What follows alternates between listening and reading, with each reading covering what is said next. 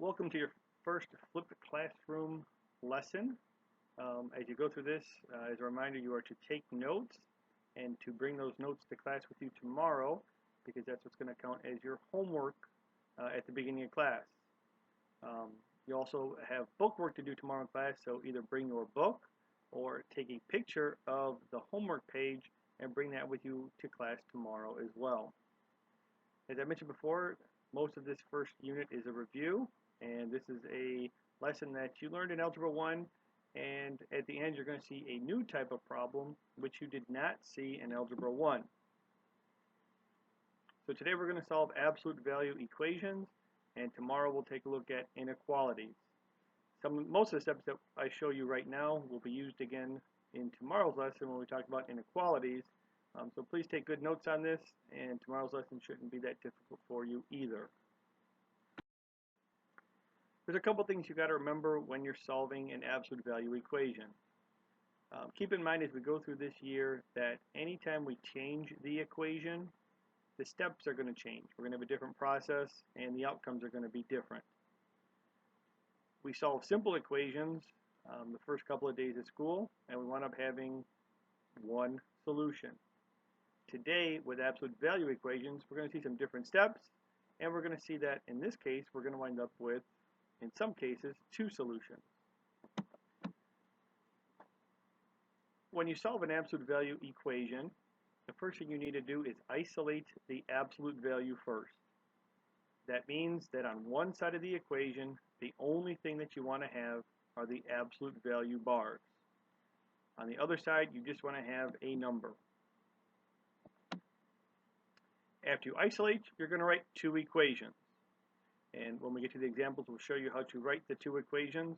And that's one of the differences between the simple equations that we solve and absolute value equations. So you have to keep in mind when you see an absolute value equation that you are going to have to write two equations, which is then going to produce two possible solutions. The equations that you write are going to be very simple. Go ahead and solve them. Be careful with your arithmetic. You're going to get two answers. Now there's a chance that one of them or both of them may not work. So it is important that you get into the habit of checking your solutions. The way you do this is by storing a number into your calculator and using your calculator to check both solutions. You don't want to get into the habit of just trying to remember which type of equation it's really necessary to check. They're all necessary. So get into the habit of now of checking your solutions. You're going to see three examples next. Use these three examples in class tomorrow as you are working on the homework. So copy them down. If you have any questions on any of them, make some notes. And before we get going in class, I'll take any questions. All right, your first example, as you can see, on the same side as the absolute value bars, we have that plus 5. We have to move it. We want to get the absolute value bars isolated. So in order to do that, you have to subtract 5 from both sides. By doing this, you're going to get the absolute value of x plus 1 alone on one side of the equation. You want to do this for all of your problems. If you don't do this step first, you will always get one correct solution and one incorrect solution. After you isolate, you have to write two equations. The first equation, just simply drop the bars. X plus 1 equals 3. For the second equation, drop the absolute value bars. Don't change what's inside the absolute value bars, but change the 3 to its opposite. So your second equation will be x plus 1 equals negative 3. As you can see, you wind up with two very simple equations to solve. You can go ahead and work these out on your own. And you will see that your two solutions are x equals 2 and x equals negative 4.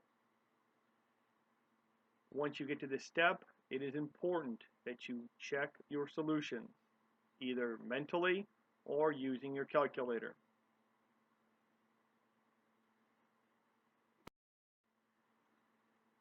In your second example, we added a number in front of the absolute value bars. And just like the previous example, we have to isolate the bars first. So we're going to use the previous example as a guide.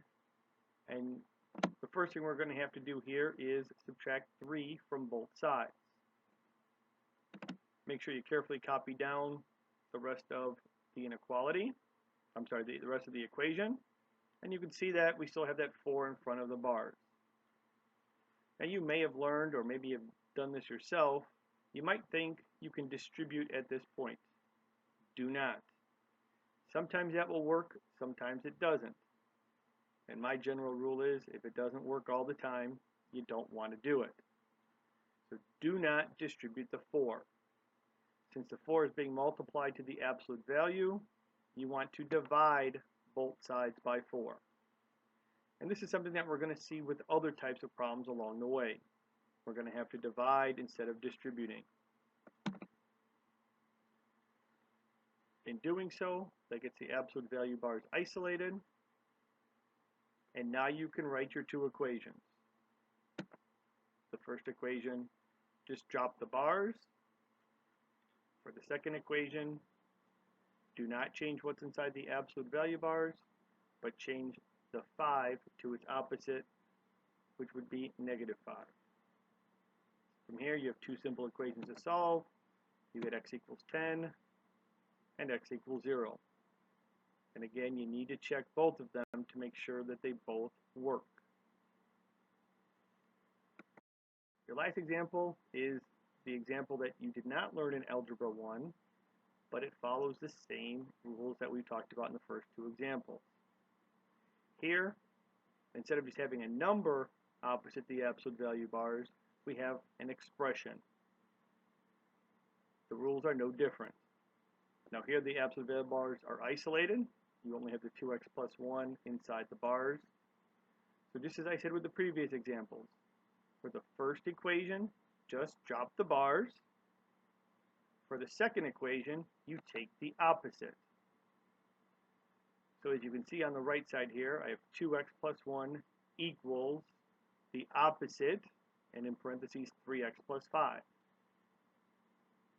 You would distribute the negative sign, so your second equation would be 2x plus 1 equals negative 3x minus 5.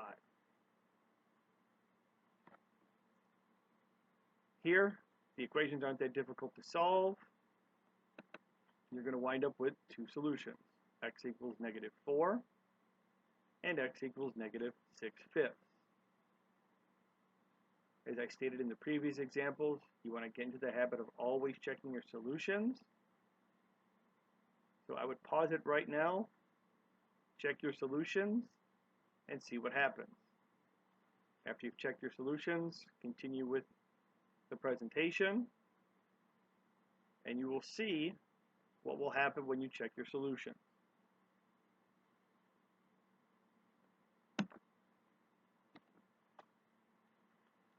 Negative 4 is what we call an extraneous solution and does not work in the original equation.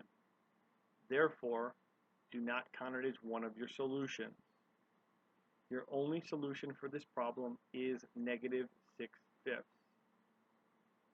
This is going to happen throughout the year, and that's why it's, again, a good habit to get into to check your solutions for all problems. All right, so this is your lesson on solving absolute value equations. Make sure you bring your notes to class and your book, or a copy of the assignment to class tomorrow. If you have any questions, bring those as well.